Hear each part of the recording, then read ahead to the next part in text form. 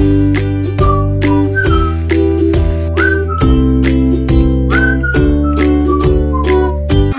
back to my channel. So for today's video, ayan, day off ko ngayon. So magluluto tayo ng ginisang ampalaya. So ayan guys, samahan nyo. Papakita ko sa inyo kung paano pagluto ng ampalayang hindi mapait. So ayan guys. Ating tatlong malalaking ampalaya yan. Ayan guys. So, yan. Tapos meron tayong kamatis, hiniwa na, sibuyas, bawang, tatlong itlog. At tapos, ayan, meron tayong, ayan, sasangkot siya muna natin to until mag-golden brown bago natin siya ilagay ang ating mga sangkap. So, ayan guys, samahan niyo ako kung paano ko gagawin tong ampalaya na hindi mapait. Ating ampalaya, so, gasan lang natin siya. At pagkatapos, pagkahiwa natin siya, ay hindi na natin siya kailangan pang hugasan at lagyan ng asin guys. Ito po ang aking sekreto sa pagluto ng ginisang ampalaya. So, ganyan lang ka-easy guys. Hugas lang.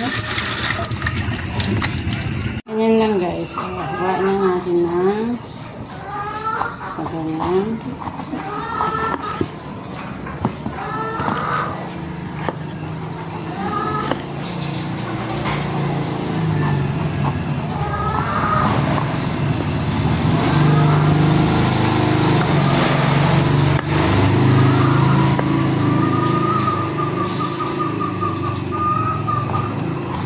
Mahinog na siya guys. Hindi pa. Ganyan lang siya guys. Tatanggalan natin siya ng ganito.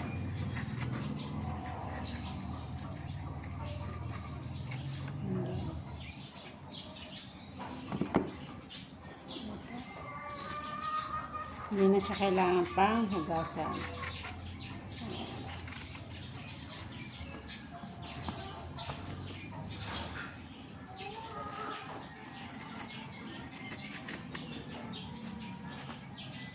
Para diretso na itapon.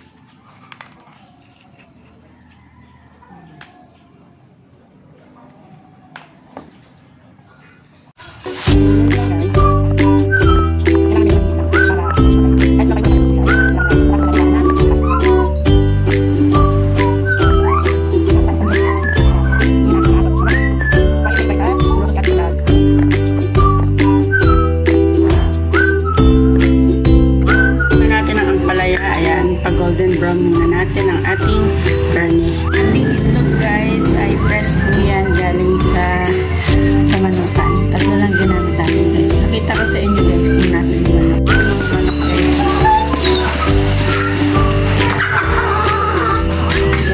Guys, at golden brown ang ating karne. Pagsamahin na natin ang ating bawang sibuyas at matalsik guys. Muna natin siya at until mag-golden brown din ang ating garlic at ang ating sibuyas. Ayan. Sahan na lang siya guys. Matalsik kasi ang ating karne. Lagyan na rin natin ang ating kamatis. Ayan. Mitos natin ang ating mga sangkap. Ayan guys. So, nanilingan na ang amoy. Hindi kaayo. Sunod natin dyan, ilalagay natin ang ating ampalaya. Bitter siya, pero ang nagluto ay hindi bitter. Ilagay na natin ang ating ampalaya. Konting asin. At mix-mix muna natin siya. Shout out sa aking mga alagang maiingay. So yun guys. Kahit ihalo-haluin po natin yan, ay hindi po yan mapait.